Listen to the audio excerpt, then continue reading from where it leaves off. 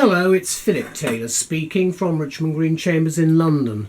This morning I'm looking at a book that's come to us from Belgium, from Intersentia, and it's a fascinating book on the law of contract, which is one of my favourite areas of law.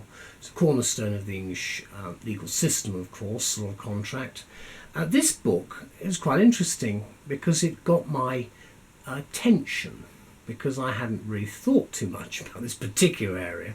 The title of the book is The Application of the Theory of Efficient Breach in Contract Law.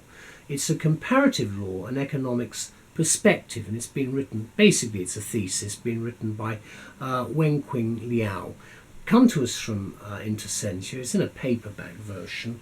We'll have a look at the book in a minute. Elizabeth put together the review after we had a fairly substantial discussion about what's in it. We gave it the title for our review of appreciation of this work, International Perspectives on the Theory of Efficient Breach in Contract Law, which is what it is. This is part of a volume, a series of, it's actually volume 142 of a series of books from the Ius Commune Europeum, which is that the whole series of books that they're running. This is the front page anyway, you can see the title. There is the spine, and then there is the back page, and then you can see a mention of the organisation, and then there's the website at the back. And this is written in conjunction with Intersentia and Metro. I'll come on to that in a minute.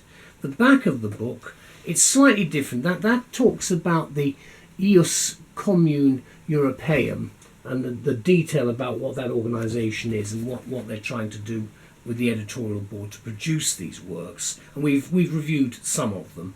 The book itself has no index, which is unfortunate. I like to have indexes myself, but the structure itself, there are some references. Right at the back you've got tables of legislation which is given. It's not structured in quite the same way. The cases are right at the back as well, and then what you have got is the bibliography or references, again right at the back.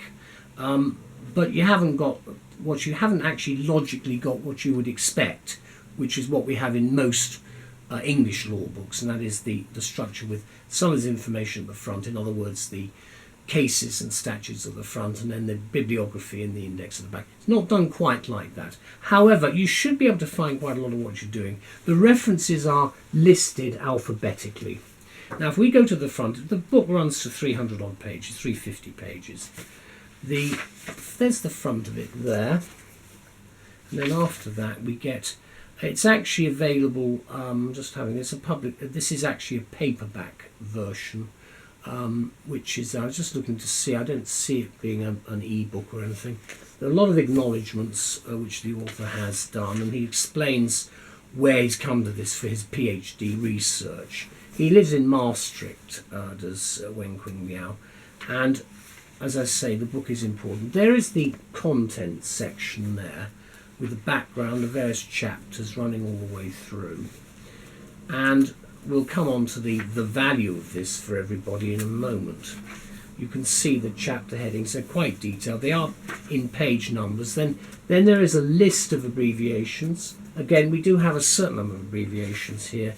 Then we have the list of tables that are given throughout, with justifications, and what we do have is a background statement right at the beginning. You do have some footnoting, and you do have paragraph numbering, which is again helpful to find things reasonably quickly. But there is a lot, because to be expected, there is a lot of footnoting all the way through, and you can see that, because again this is an academic treatise to a certain extent.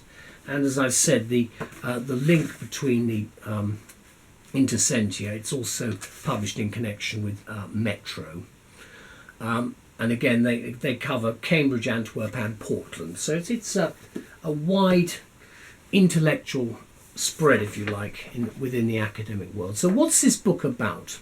Because breach of contract, to me as a practitioner, is a quite clear matter. At least it starts off being clear when I'm doing a case in court, and then it starts getting hazy quite quickly as people start lying about what's been going on. Now, what this book is about is slightly different, because we're talking about efficient breach in contract law, and we'll explain what that means. For academics and lawyers alike then, particularly those practicing in international law, remember international law, across a range of jurisdictions, this new book from Intersentia should be both interesting and provocative.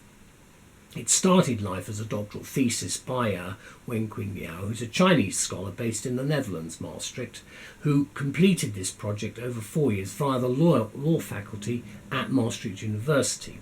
The book is a minutely detailed examination of the many manifestations of what is called efficient breach theory. Interesting point. We'll come on to that.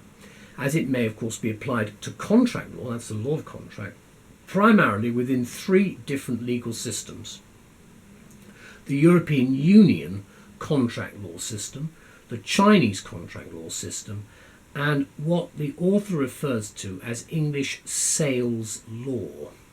Well, it's basically contract law, in my view, but we're not going to change just because he's come up with English sales law. But however, the aim of this thesis, he says, is to reassess the problems to be solved by efficient breach theory to fit the findings derived from this theory into the context of different legal systems. Well, that's fine.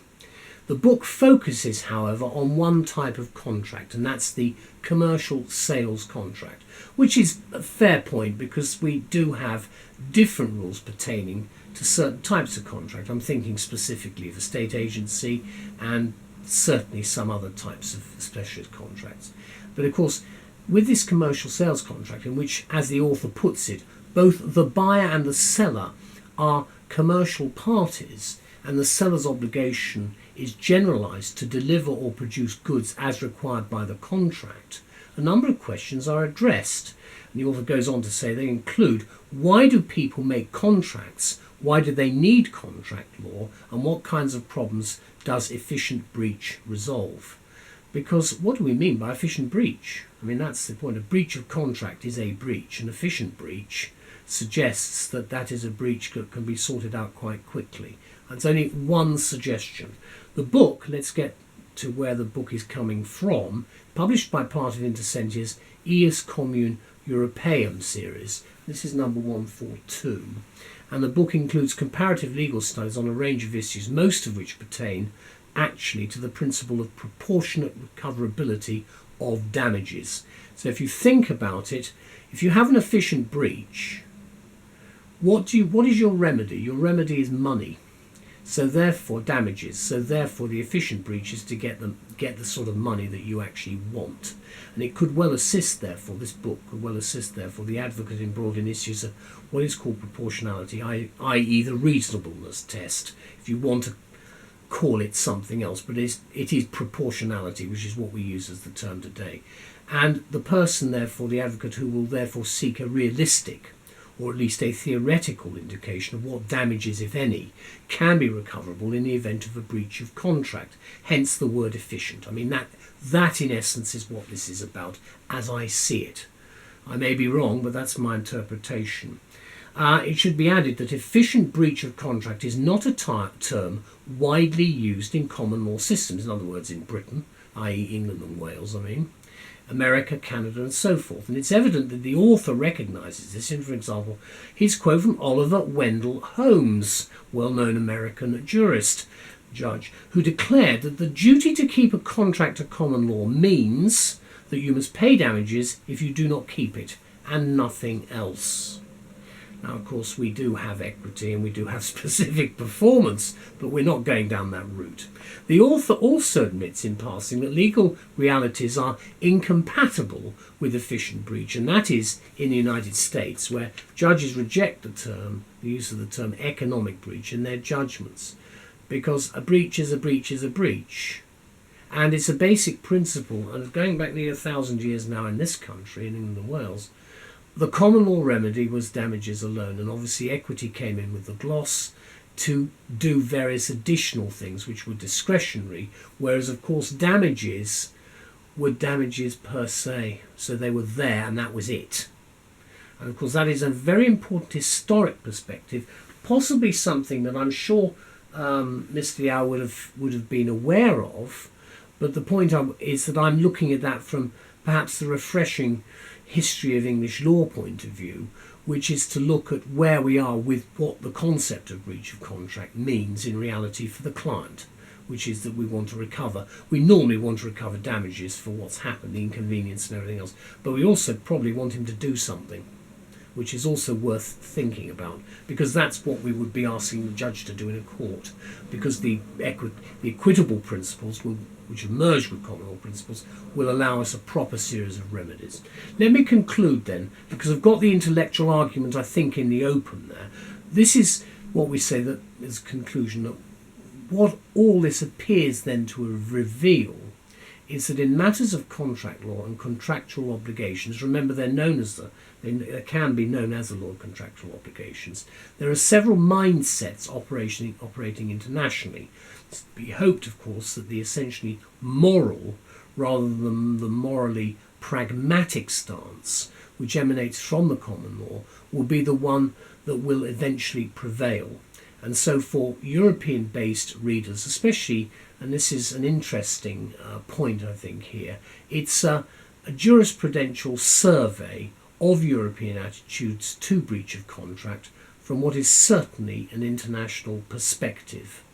Now, in recent reviews we've talked about the global community, and I think this is where the value of the book comes in, because with respect to our colleagues abroad, they are looking at it slightly differently, but the same system and structure is still there, and that is, what do you want when you've got a breach?